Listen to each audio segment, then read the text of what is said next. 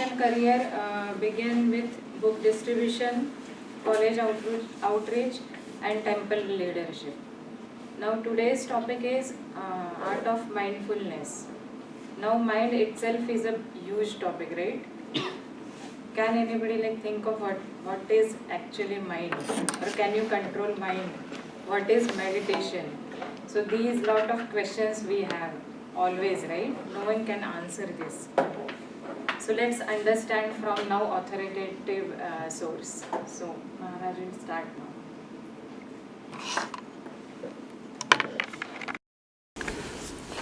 If the lights go out, you can see the screen better.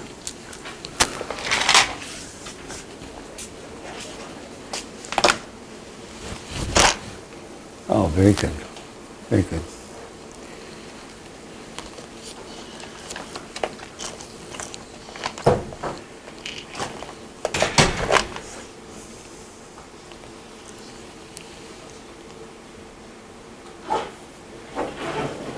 As she mentioned, one of the things that I've been doing for years, like a whole lot of years, is visiting universities, and the starting point for me was how I became introduced.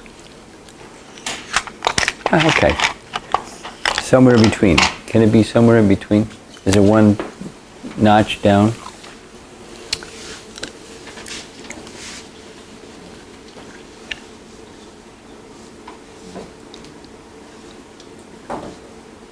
Not completely dark, but not fully lit as well. Okay. Okay. What to do?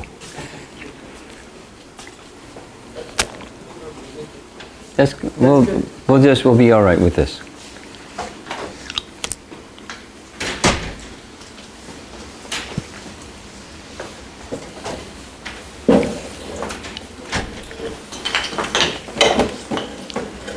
I was a pre-med student at State University of New York, and Srila Prabhupada visited the campus where I was a student. I didn't know who he was. I didn't know lots of things.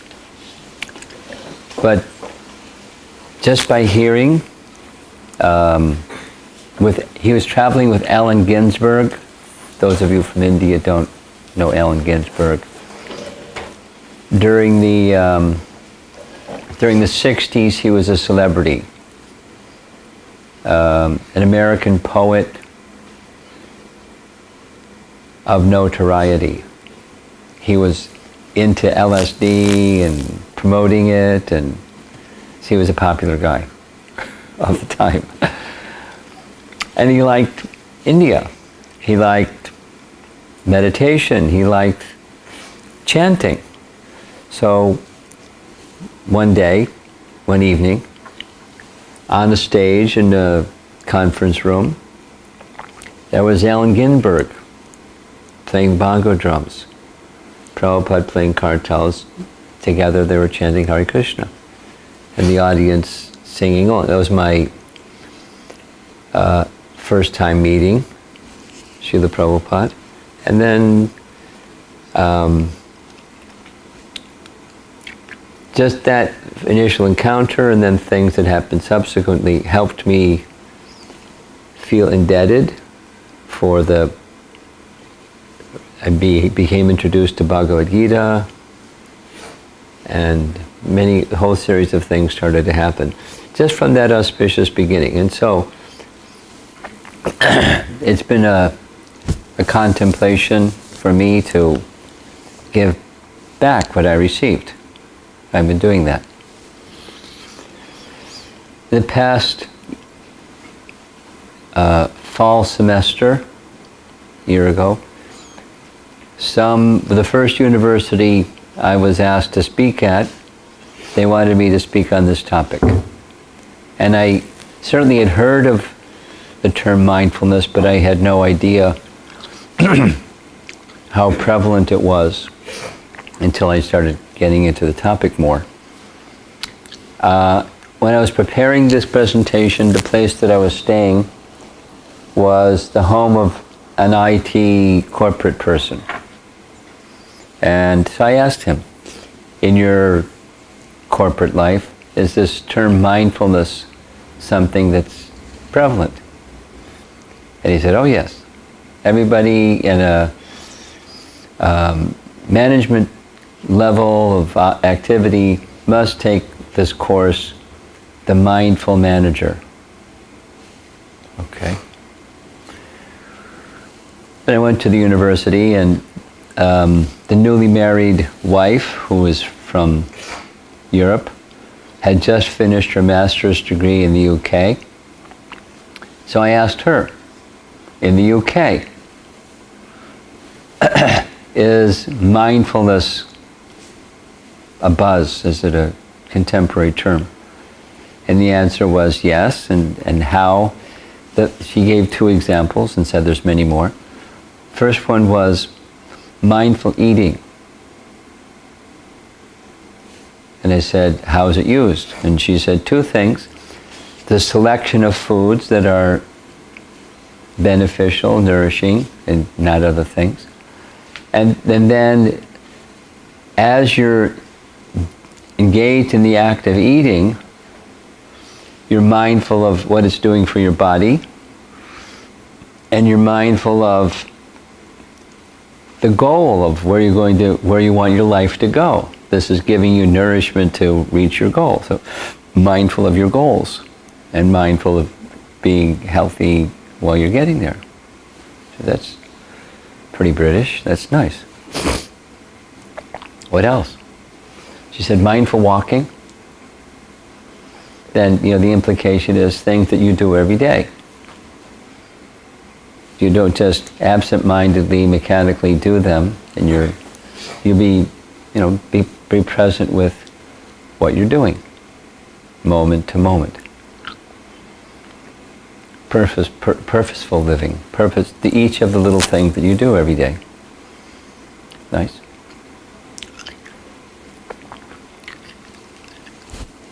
One other application that I already knew was somebody that I know that's involved with trauma therapy.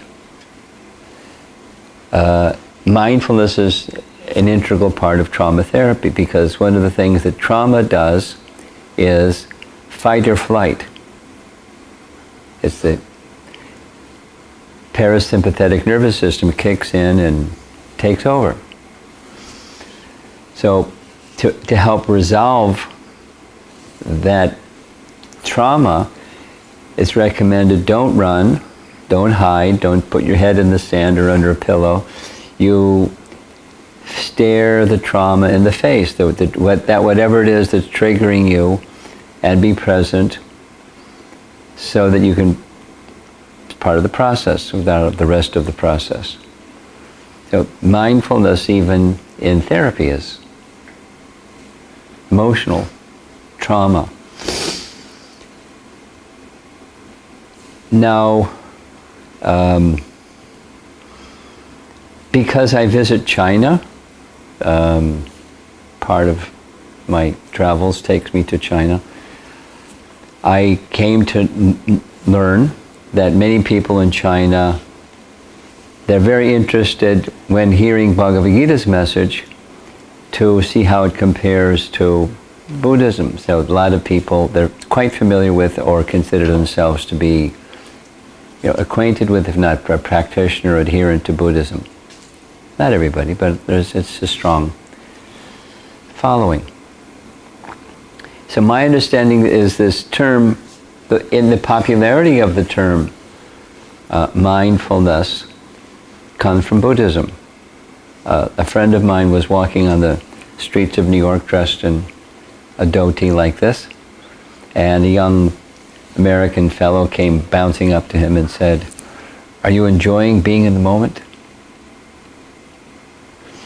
Mindfulness is, so, because they thought he was a Buddhist monk. So,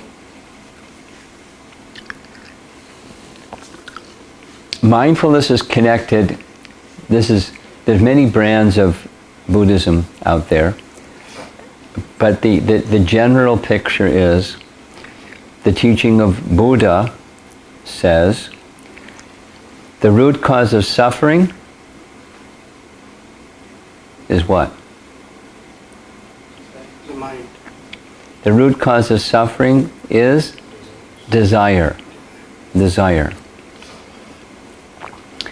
If you want to become free from suffering, become free from desire. And how do you become free from desire? You stay present in the moment. And that's difficult because of the modes of nature. This is a Bhagavad Gita's message. But passion pushes us into the future to make a plan and endeavor to get happiness, get something that's going to bring happiness. Or the mode of ignorance on this side is, didn't work out right, and you lament over the past, and you worry, and why didn't I say this, and why did they do that, and lamentation over the past, or planning happiness in the future rather than being in the moment, being present, being mindful of moment by moment. The philosophy goes a little more deeply, but the goal of being in the moment is to go on the other side of the moment. And what's on the other side of the moment? Nirvana, or enlightenment, where time and space don't move you. So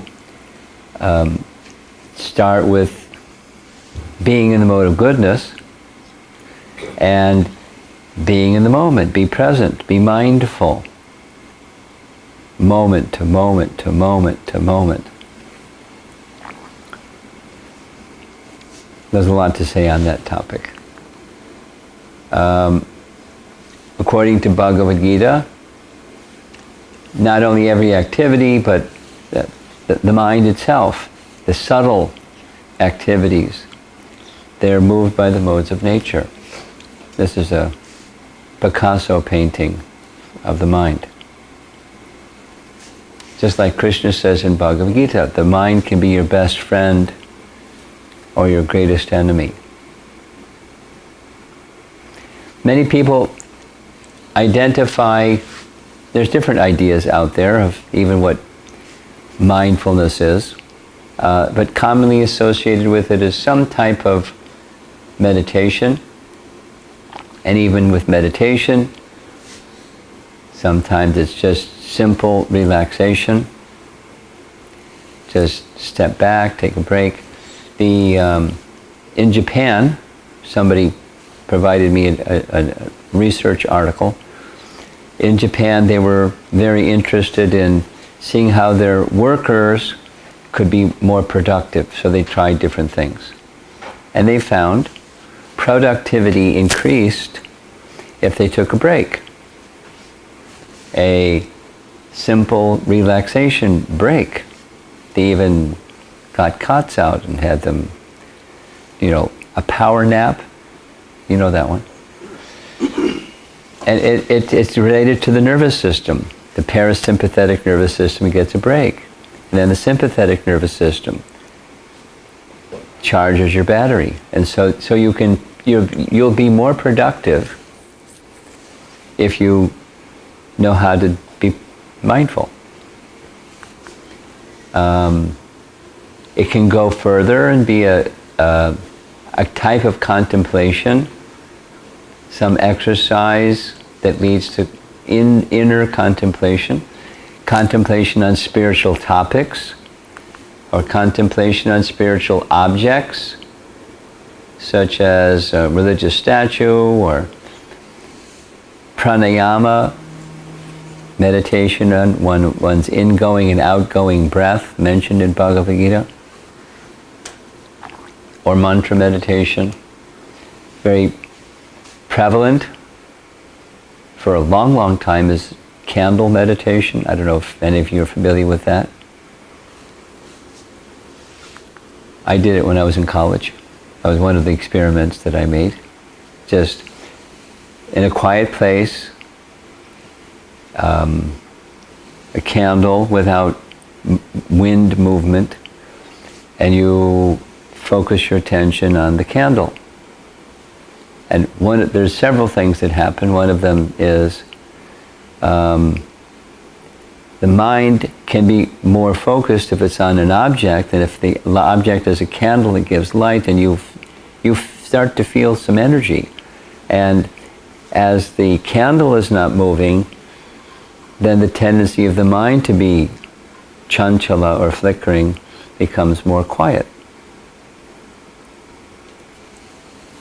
The application of that candle meditation is different for different people. Modern times, people get really creative. Mandala.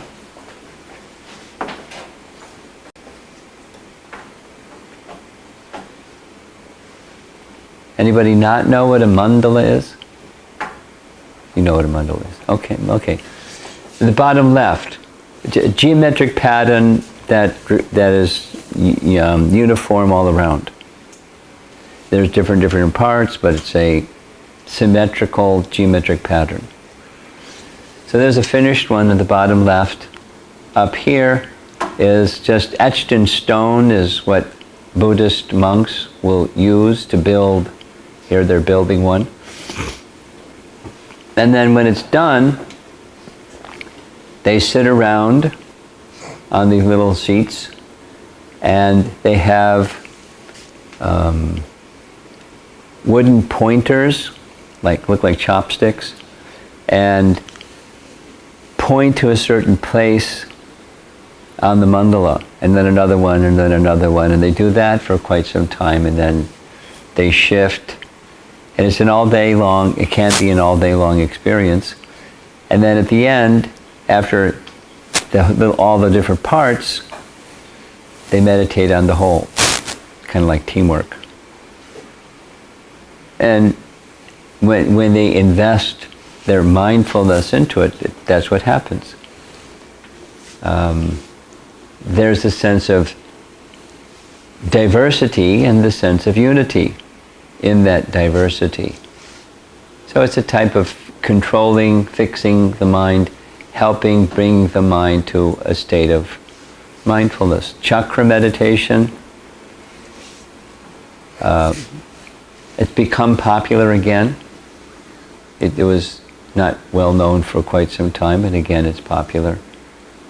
Different energy centers in the spine, and you concentrate on the lower one, and you just bring the mind to that place, that energy center, and you start to feel warmth and energy and focus, and then the next, and then the next, up to different stages of consciousness. Meditation on, I meant to do this one. Yeah. The syllable Om, that's a common meditation also, or the sound of the syllable, or both. These are just some examples. The point being, well, it's a pretty ecstatic room here. Maybe particular because, the fellow is not just doing a handstand. He's holding that position. Besides the body flex, his mind is, you can't do this without a mind that's very strong and steady and fixed.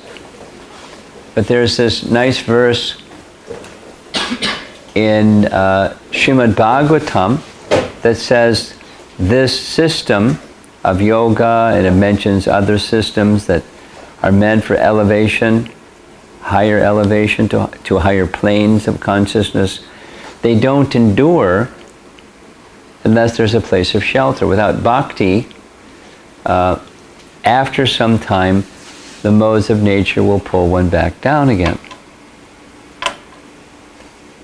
I've had a lot of experience with interacting with people that are doing meditation, and one of their main questions is, how do you stay there? Meditation shows to me there's this higher state of consciousness that's accessible to us in the human form of life. My question is, how do you stay there? So this is, the art of mindfulness is, how do you stay there? How do you get there, and how do you stay there?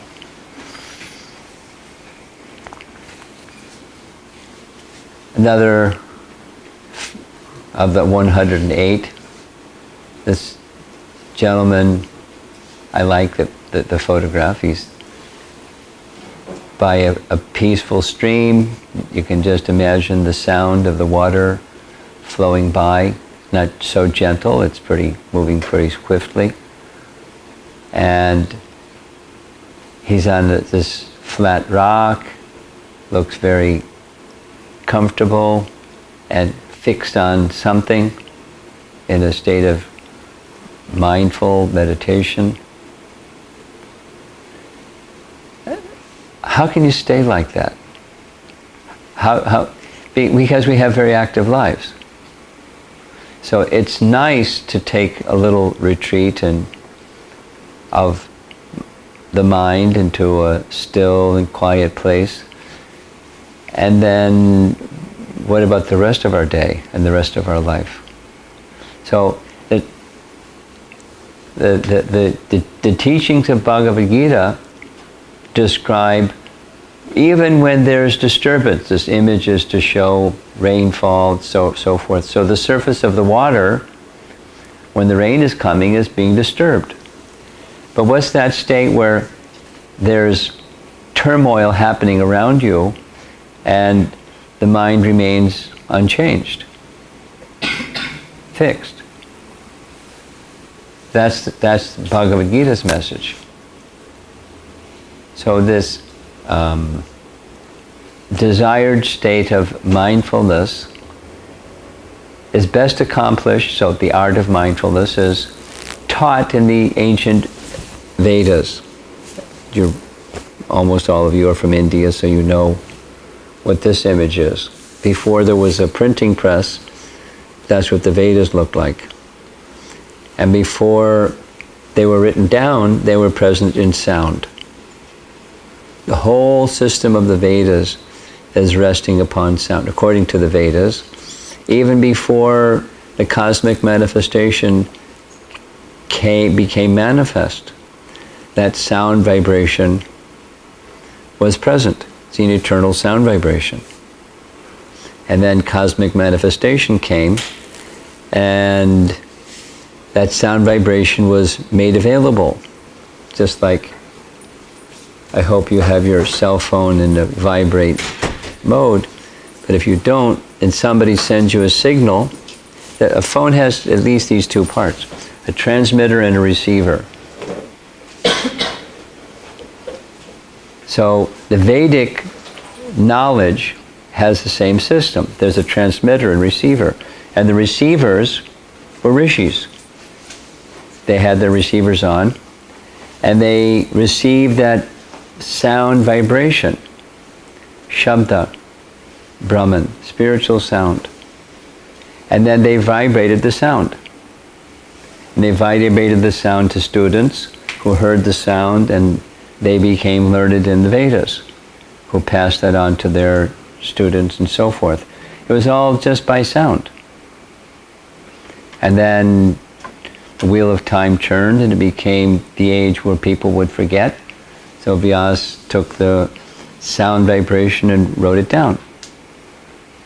Now we have printing presses, so it's abundantly available and digital, but it's based on sound. So the art of mindfulness, specific to the region of transcendence meaning that which is beyond the temporary, like, who we are, is there's the temporary, and then there's who we are. According to Bhagavad Gita and the Vedas, we're that eternal spark of life within. And so mindfulness, when you keep going and keep going, it goes to not just a quiet place of the mind, but who you really are. Self-discovery. And then it doesn't stop there. There's this additional self, the Supreme Self, Paramatma, within the heart, and tuning into the Paramatma channel through mindfulness. And then engaging in the connectivity between the individual and the Paramatma, the Atma and the Paramatma, the individual self and the Supreme Self within. And doing your activities of life, your studies and your career and your family and your driving your car and living your life, eating, that's the art of mindfulness. You're conscious of who you are, your connectivity with the source of all that is around you, and you're engaging in mindfulness activity that way. Divine mindfulness, one might call it. That's Bhagavad Gita's message. This is, you're from India, so I don't have to tell you. Krishna and Arjuna, the lesson using this same language, this mindfulness message, is on a battlefield. And our challenges are not quite like that.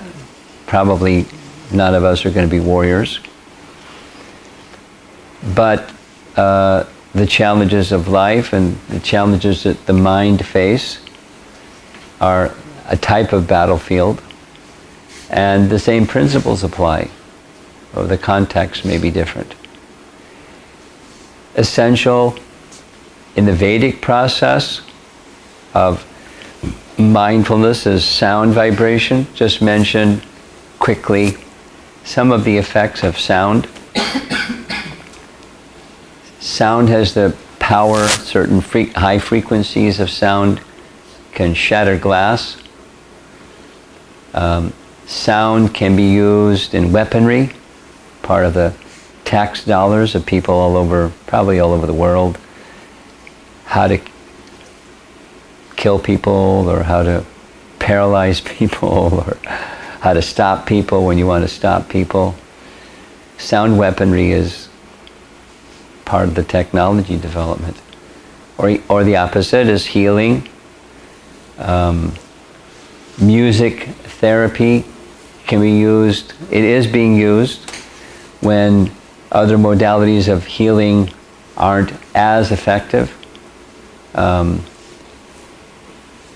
Some few years ago in New York Times, a full page ad, 2 days in a row, I'm sure it cost a few pennies. A hospital that specializes in cancer treatment, big thing about how they use sound, the same technology of cancer healing or curing, but sound vibration helps.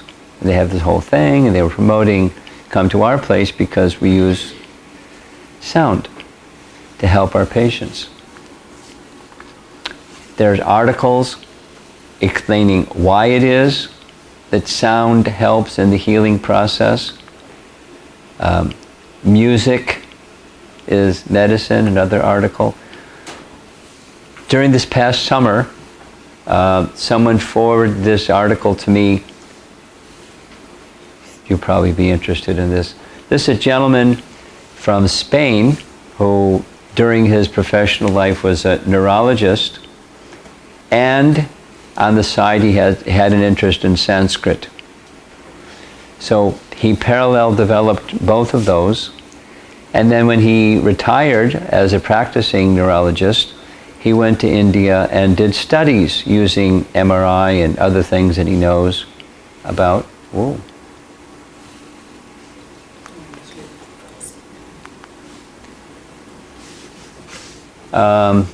Back again. What's the effect of people, pundits, sadhus, persons who are deeply involved in Sanskrit recitation, mantra meditation, mantra recitation for hours every day. Like neurologically what happens. So he found two things. Basically the hardware changes. One of the things that changes is the memory practically doubles or triples compared to people who don't. You want to be effective in your academic work? Do lots of Sanskrit chanting. Your memory will be better at exam time. And how you put this together with that. Practical.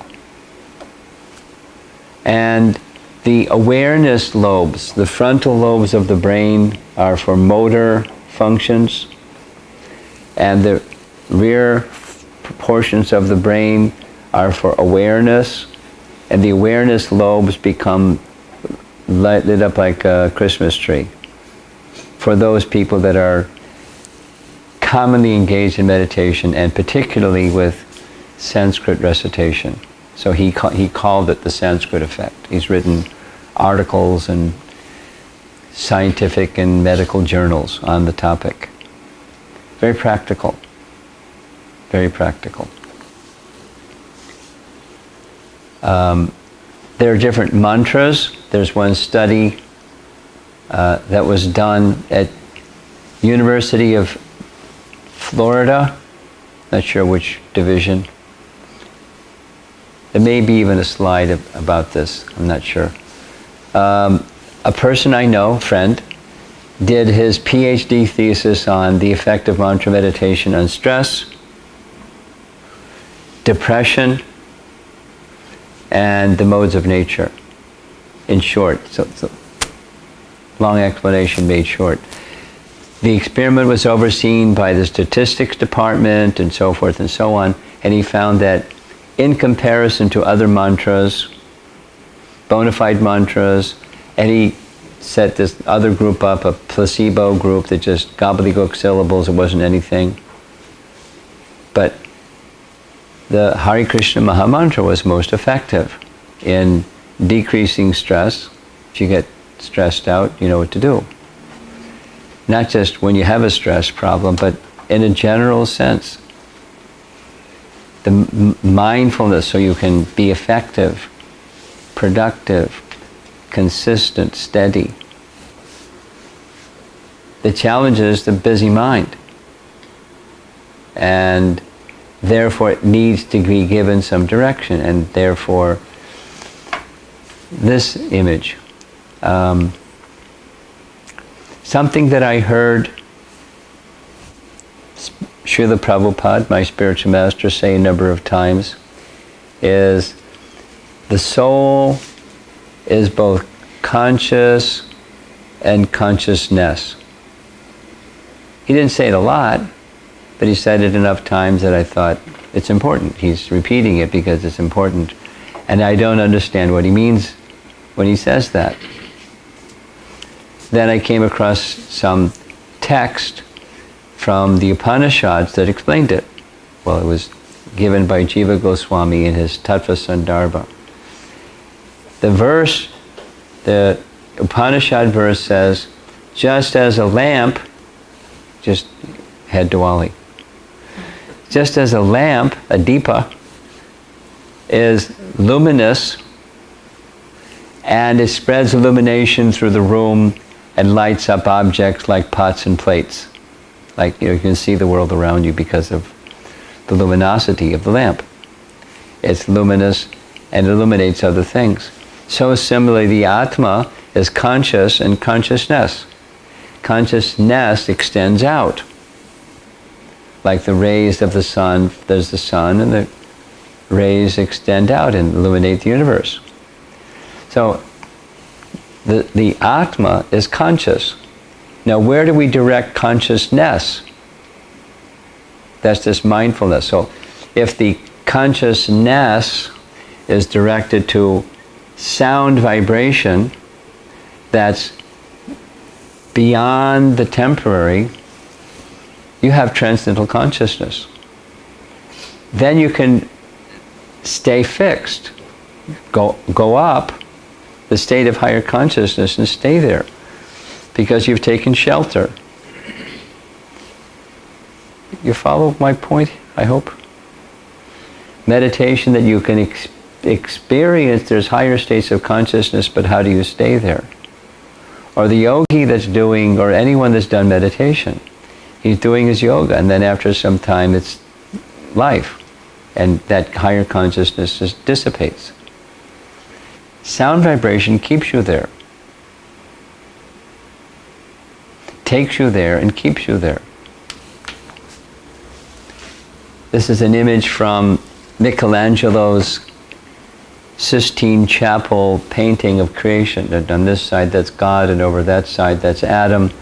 And just by the touch of God, life goes into the body of Adam. That's the creation picture from Genesis of the Bible.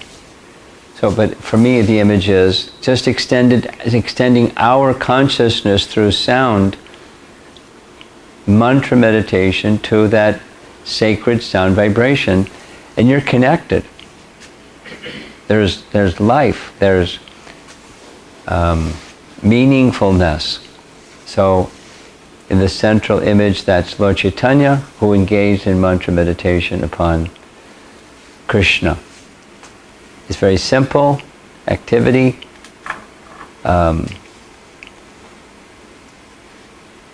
You may not know this, but I'll share it with you in case you don't.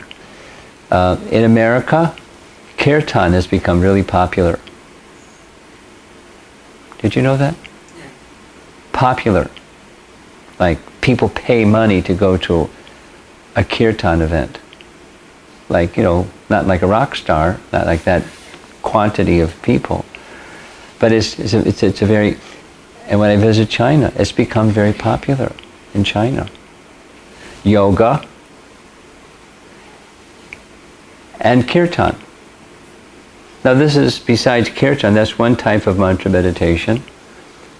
They don't know what it is. And it's not necessarily for a spiritual purpose, but they experience something and they like the experience. But if your consciousness is directed towards what you know that sound vibration is, it's much more effective. So by mantra meditation, using meditation beads, perhaps some of you are already doing this on a daily basis. Fantastic. And if you're not, it's an invitation. Step towards mindfulness through mantra meditation. You can start at any age of life.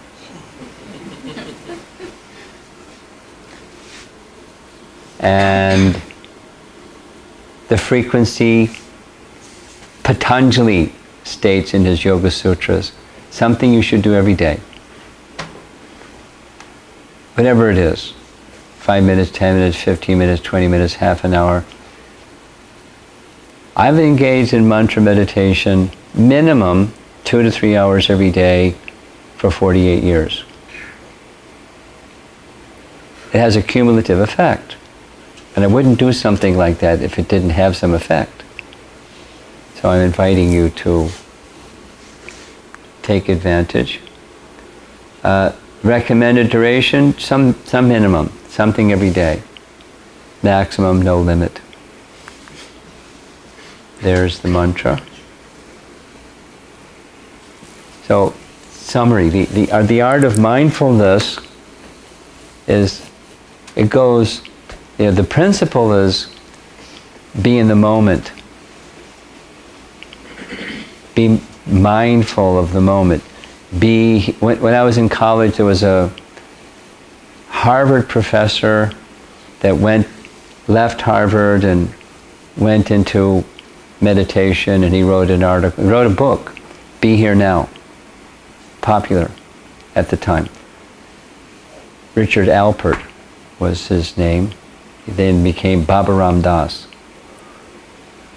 Be Here Now. Popular book. Probably becoming popular again because mindfulness is rising in popularity. But it's the same principle. But the mindfulness, when it goes into the region of transcendence, then you have shelter. Not just peace, but a sustained peace because there's a place of shelter.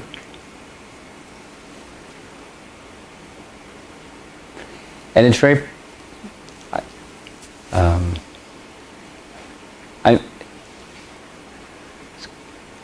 it becomes such a popular thing that we're developing workshops, helping people learn how to practice meditation and stay fixed in that higher consciousness so that they're more calm, more peaceful, more productive, better memory, improved relationships,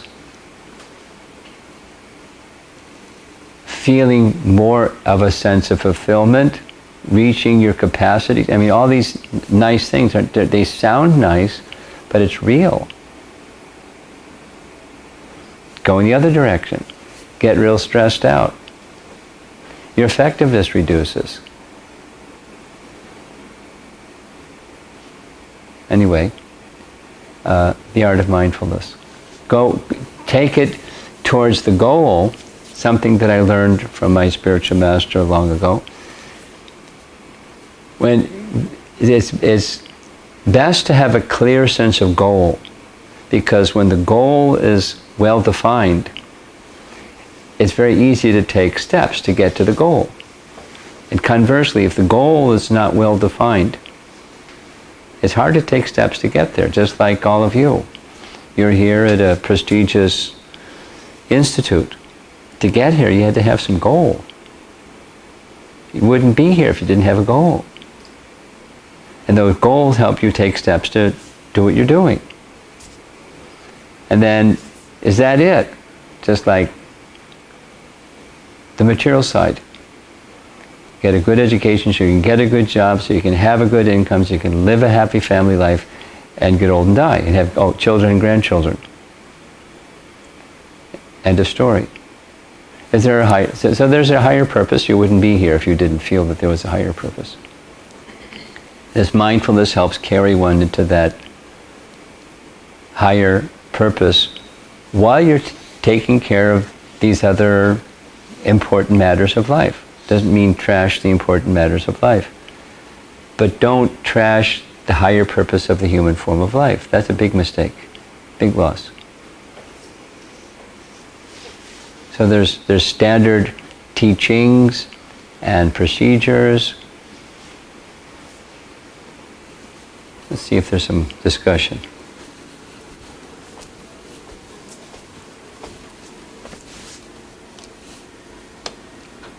There we go. Okay.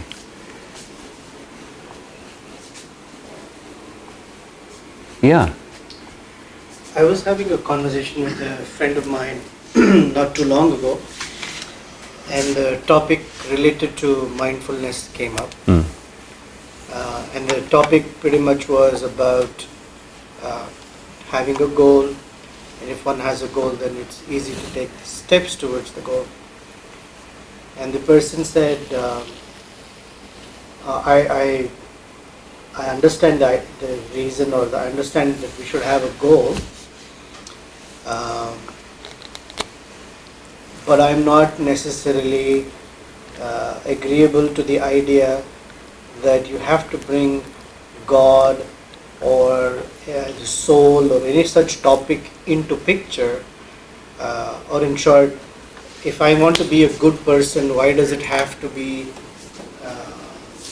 has anything to do with God? I just want to be a good person. And so that's where the conversation ended. We didn't have time to move beyond. But how You want to have a discussion on this? Please, if you don't mind. Anecdotally, some years ago, I was visiting Professor Sridharan, a South Indian gentleman, who was professor at University of Mississippi, in Oxford, Mississippi. And his son was 15 years old, on his way to going to Washington, D.C. for being the valedictorian of his graduating class. So he was graduating from high school at 15, having a full scholarship already lined up for him at Stanford University in astrophysics. So Arun was going to a prep school, and he was on break because I had met his father and mother, but I hadn't met him because he was away at prep school. So he said, the kids at school asked me this question, and I don't know how to answer, so I asked Mom and Dad, and Mom and Dad said, Swami's is coming, you can ask him. So here's what I said. There's more than one answer, but one answer is, by what standard do you measure what is a good person? Go back in time and a good person is this. Go forward in time, it's that, and today it's this. Because there's no standard, it's all subjective. I gave examples. I won't, well, I'll say one. Somebody I know is in the education system in the public schools in New York City. And they had this kind of laughing session of what it took to get expelled from class 10 years ago and today. 10 years ago, if you spoke out of turn, didn't raise your hand, you got expelled from class. And another was if you threw a spit wad, paper in your mouth and get it moist and throw it and sticks to something, you throw a spit wad, you get kicked out of class. If you talk back to the teacher, you get kicked out of class. That was 10 years ago, or some number of years. Now if you carry a concealed weapon, you get kicked out of class. If you physically threaten the teacher, you get kicked out of class. And if you physically harm another student, you get kicked out of class. So it's bad and good. It's subjective. So step back and, is there a real standard? And the real standard is Dharmam hi sakshat bhagavat pranitam. The standard of Dharma comes from Bhagavan. And if you don't have Bhagavan in the picture, the picture keeps changing. So you don't have to have God in the picture. You can have subjective values that change with the time. And the Vedic picture looks at time where time moves in cycles. So maybe it's Satya Yuga, and what's good, and then Dwapara Yuga and Treta Yuga, Dwapara Yuga, and Kali Yuga, and it keeps going down and down. So the real standard is a transcendental standard. Otherwise you have subjective. And vox populi. Today people think this is fine. Without other examples. So he said, what you're saying resonates. But he's a theistic person. And to another person that's not theistic, it doesn't resonate. But that's why there is a standard. It's a real standard. It's not a popular, trendy thing.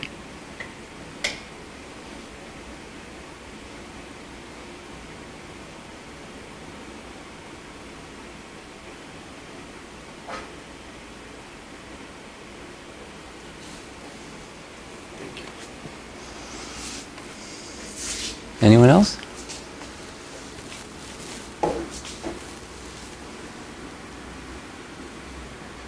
You're hungry.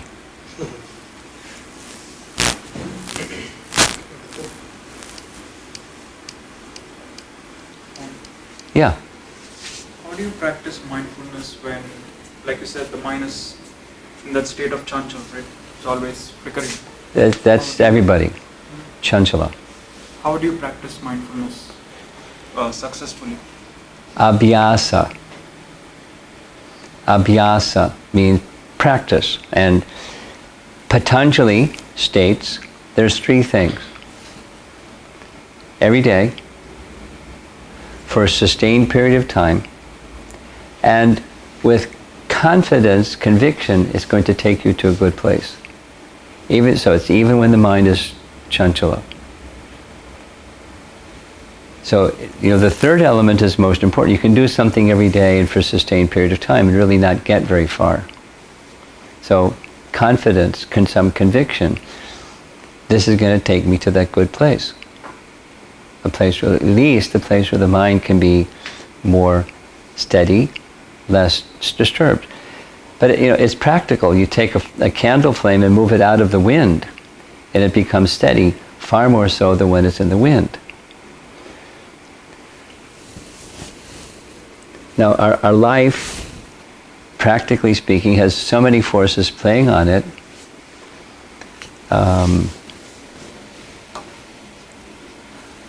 I'll say the same thing in a different way. You're familiar probably from Ayurveda with the fire of digestion. You've heard of it at least. No. Oh, okay.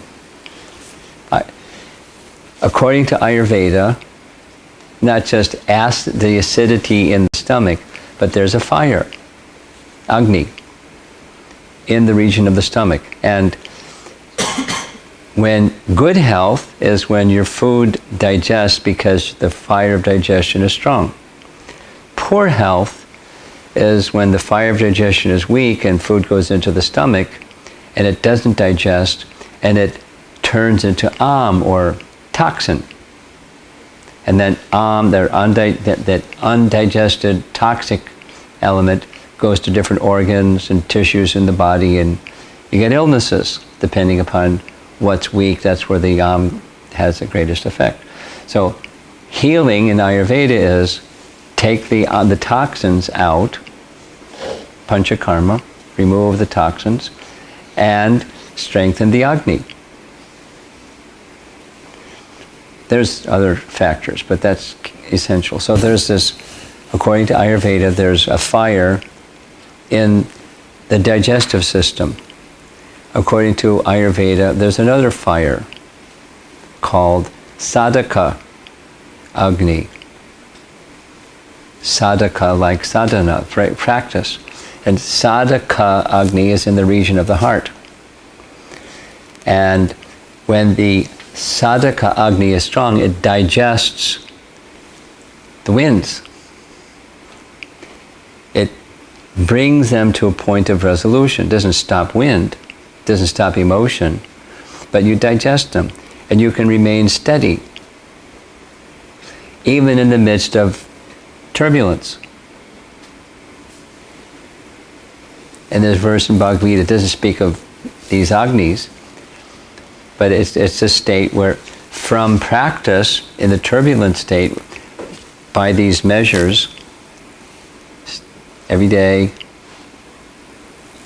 for a sustained period of time, prolonged period of time, with some confidence that faith, confidence, trust, this is going to take me to a good place. Gradually, you can say, sadhaka Agni gets stronger. And so the emotion doesn't carry you here and there, the thought doesn't carry you here and there. The thoughts come and go, but then gradually they subside. They take on a lot of meaning because we invest consciousness in them. And if consciousness is placed elsewhere, they diminish. They're strong because we give them life. If we withdraw life or consciousness from them, something else takes prominence. Transcendence. And transcendence doesn't mean I'm oblivious to the world around me. It means I'm far more tuned in a higher consciousness sense to the world around me. And I'm making choices, conscious choices. But while I'm doing my my sadhana, I'm doing one thing. I'm not dealing with those things. That's when the sadhaka agni is strong, just like fire of digestion strong. Then you have good health. You have good appetite. When the appetite goes down, the fire of digestion is down. You don't put much in there, or you're going to get, whatever your illness is going to get worse.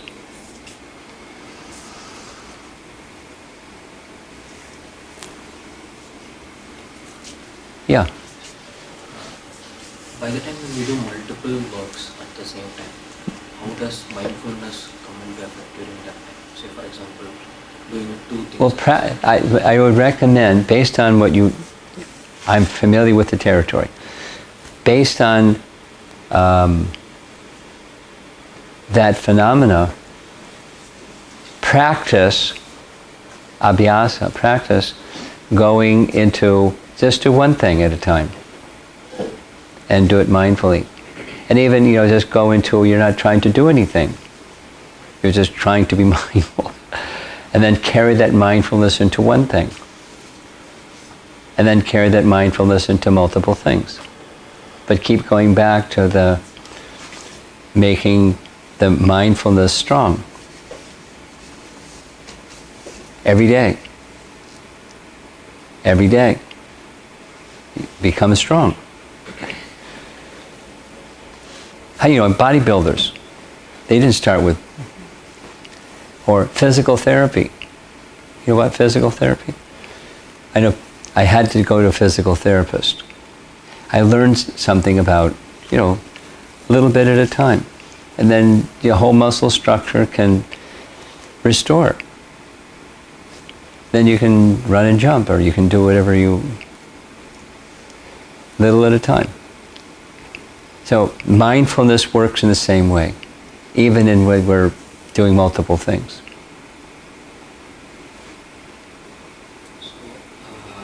And it has to do with what's the goal. This and that and the other thing are all connected to one thing. We have multiple roles that we play. A friend, and a child of parents, and teachers, and eventually family and stuff. We have lots of roles. That gets confusing too. Mindfulness. Every day.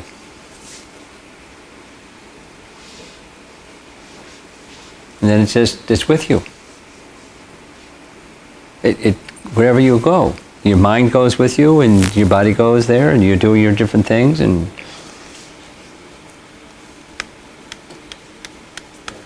okay. Yeah.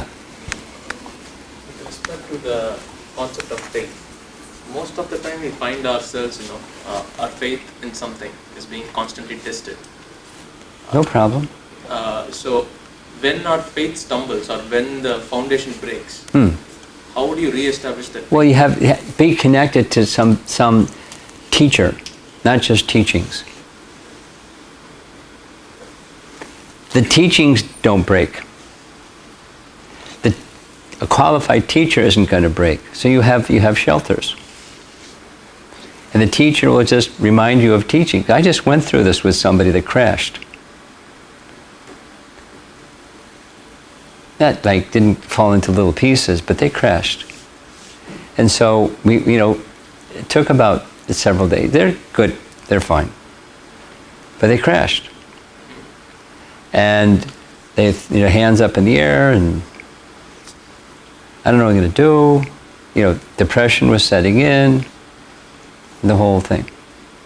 So, because I know the person, because there's a relationship with the person, I can say some things to that person that are very direct, and it's not taken in.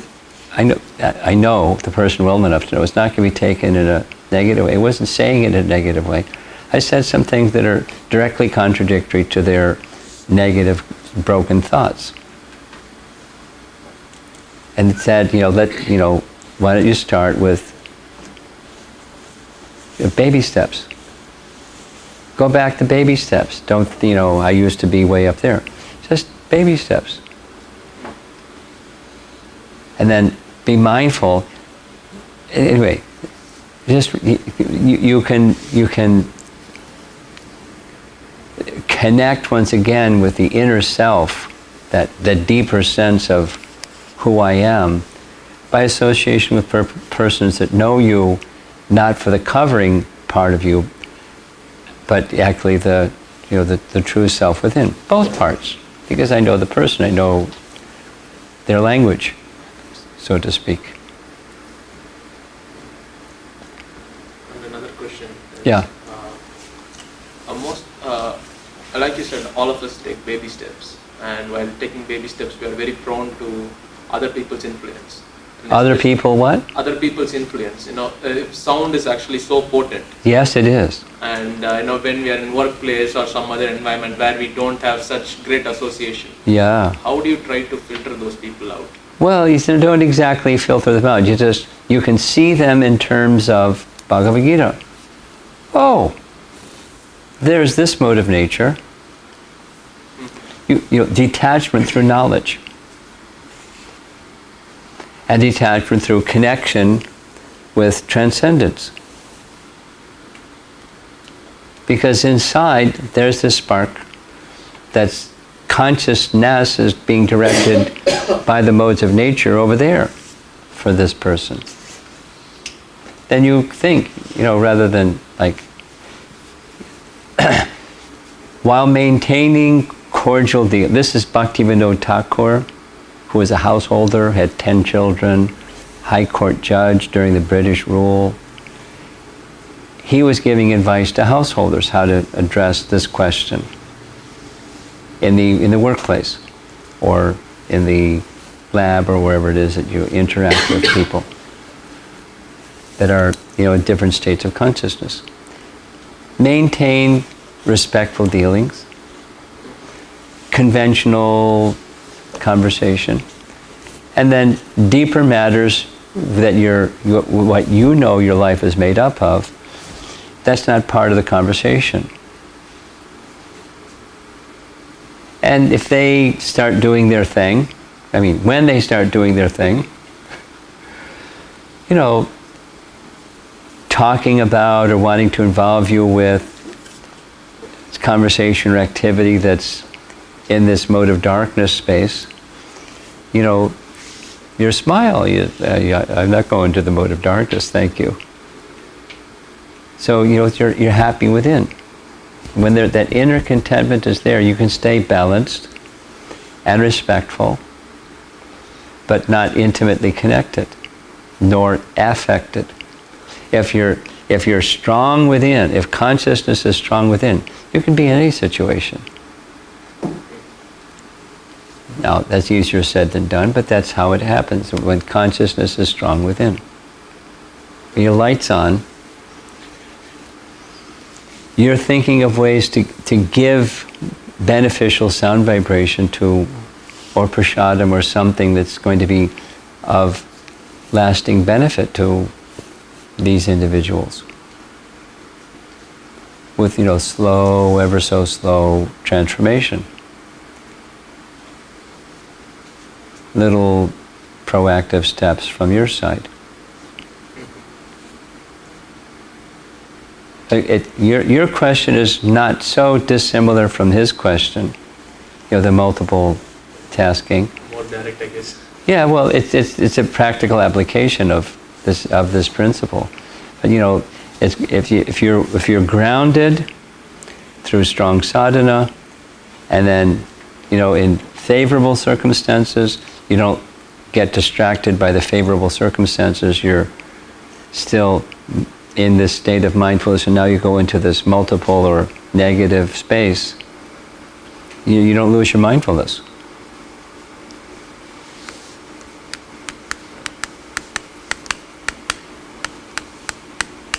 Okay, we're done.